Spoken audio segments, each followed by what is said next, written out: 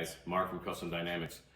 Back again with a new product for the 25 and later Softail models. We have our ProBEAM front and rear inserts, tried and true, plug and play, and the fronts will actually have a halo running light, unlike the OEM stock turn signal, which has nothing but just the turn signal.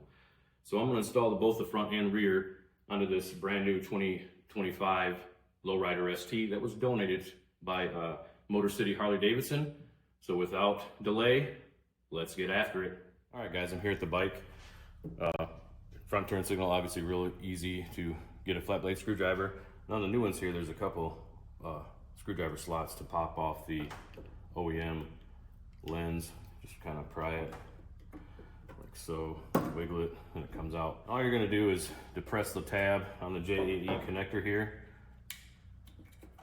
and unplug OEM.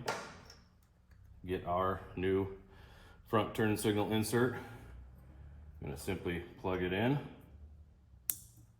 I'm gonna tuck all the wires back there. You wanna kind of coil it up. Nothing new here. Shove all the wires back in there best you can. Get our new lens here. Get the seal, make sure the seal is good that's on there. And then simply snap it into place, just like so. Very easy, very simple. That's it. All right guys, I'm at the back of the bike. We're gonna do essentially the same thing. Find the two little grooved up areas there, pop that off. They're on there pretty good, so I might have to pry a little bit more.